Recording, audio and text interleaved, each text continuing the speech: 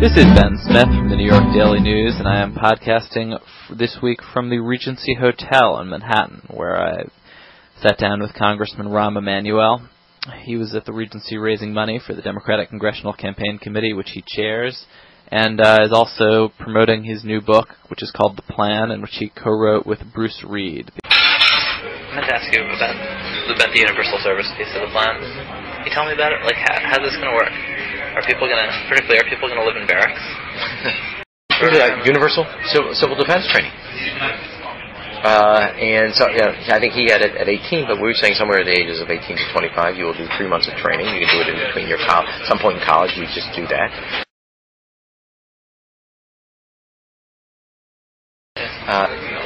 But there could be nothing wrong with all Americans having a joint, similar experience of what we call civil defense training or civil service, or some sense of service to country in preparation, which will give people a sense of what it means to be an American.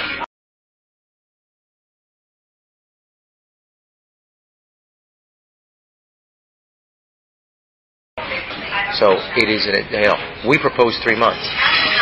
But at the end of the day, somebody says it should be 4. I'm not going to sit here and hang up over it. It's a lot more than the U.S. government asks of anybody right now. I mean, I guess you could argue that from taxes. No, it's because we have a lot more. We have a lot more challenges. So you're going to need a lot to do it. But I guess I don't mean to get hung up on the aesthetics of it, but uniforms and people who do Europe, people get If you're worried that you're going to do 50 jumping jacks, the answer is yes. Right. No, but I mean, is it you kind of shipping you to the country as army bases in the summers?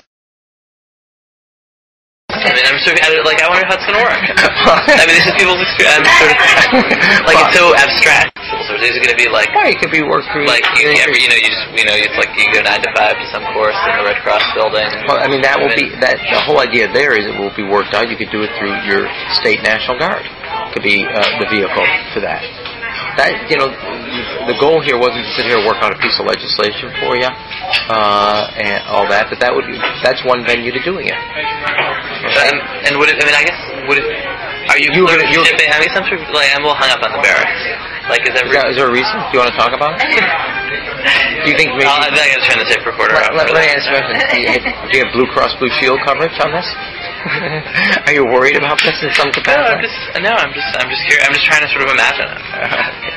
Well, rather than figure out whether you take a train ride or a barrack, think of it this way. There'll be a common experience, and you'll be prepared, God forbid that... No thanks. God forbid that there's chemical hit, there's another terrorist act, or a natural disaster, which are coming more frequent. There'll be a body of citizens who are ready and capable and trained. That's all you got to think about. We're all here for you, okay? It's a circle of love. I mean, it's just, you kind of want to know how these things will work. Is this compulsory then? Well, you have to, in a sense, it's a required of everybody, 18 to 25, 3 months, and at some point at that point you do it. Obviously, I'm not going to say perfect legislation. We'll work that process through. We not continue to rely only on our military in order to achieve the national security objectives that we've set. We've got to have a civilian national security force that's just as powerful, just as strong, just as well funded.